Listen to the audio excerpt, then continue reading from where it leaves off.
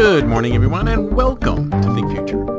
My name's Chris Calabucas, and once again, we're coming at you live from deep, deep, deep in the heart of Silicon Valley, California. We're talking AI, startups, and the future. Not necessarily those, and not necessarily in that order. If you're watching on YouTube, smack that subscribe button and hit that bell so you can be notified when a new show comes on online. And if you're listening on your favorite podcast service, please subscribe and please drop a note in Apple Podcasts. I greatly, greatly appreciate it. Now, about a week ago, Coke decided to roll out an AI-generated flavor. I forget what it's called. Coke 3000 or something like that. Let's see, was it called Coke 3000? I forget exactly the name of it, but it was called Year 3000.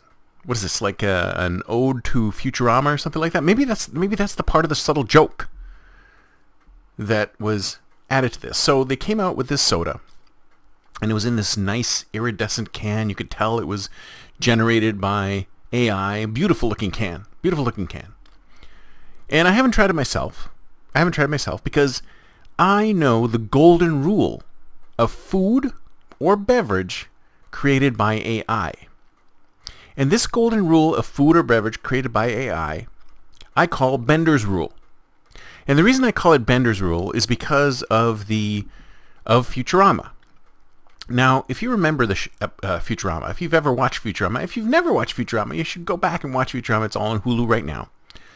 But Futurama was an amazing program, and I think it's actually new seasons are coming up right now. Amazing program set in the year 3000. It's about a delivery boy who falls into a cryogenic chamber, sleeps for 1,000 years, and pops out in the year 3000. And he's got this motley crew of friends that he hangs out with, and they all work for a logistics company, Planet Express, that delivers stuff all over the world and into other solar systems because it's the future and we've got spaceships.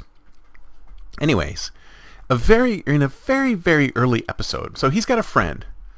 He's got his best friend, Bender Rodriguez, who is a robot who was initially designed to bend. And of course, this robot is very unhappy. He's a very unhappy robot because it's the future, and of course, AI robots have emotions, right? Robots have emotions. They know they can feel. So one of the problems that Bender has as a robot is that he's a bender. He was designed as a bender. He was created as a bender. He was programmed as a bender to actually bend items. That's his specialty. But he really had a secret desire to be a chef. He absolutely had this secret desire to be a chef. So, in one of the very early episodes of Futurama, it was like 10, 15 years ago, whenever it first came out, they decide to allow Bender to be the chef for the crew. And of course, what Bender creates is so horrific that the crew practically dies from the food. I mean, he's put so much salt in it. He's unbelievable amounts of salt in the food. It's impossible for human beings to eat. And of course, the joke is that he's a robot. As a robot, he cannot taste. He has no taste buds. There is no way a robot would be able to design anything to eat or drink because, or at least Bender can't, because there is no way for it to figure out if that tastes any good. The robot does not have any taste buds. Now, I'm not saying that at some point in the future we cannot develop some AI that can actually create a tasty meal or a good recipe. I mean, you heard the other day, I think I reported this a while back, is that somebody tried to get AI to create a recipe for some new thing, and it turned out to be vile or even poisonous. So I go by the Bender rule. And this is one of the reasons why I'm not going to drink the Year 3000 Coke. And I don't know if any of you out there have drank the Year 3000 Coke, have tried the Year 3000 Coke. But like I said, I ascribe to the Bender rule, is that until robots can get taste buds like humans, then everything that AI has developed that's a food stuff is suspect. So I'm sure that the AI created Year 3000 Coke is absolutely horrific, and I never want to drink it.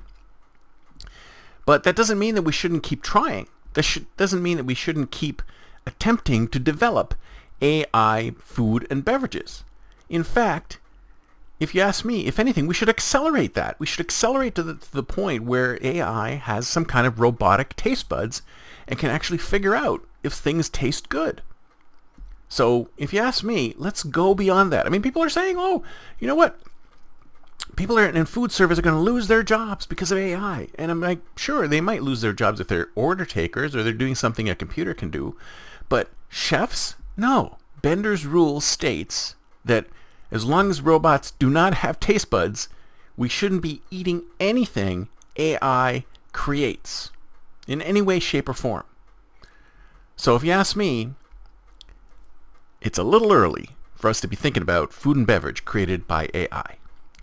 That's it for me for today. See you next time, and until then, don't forget to think future.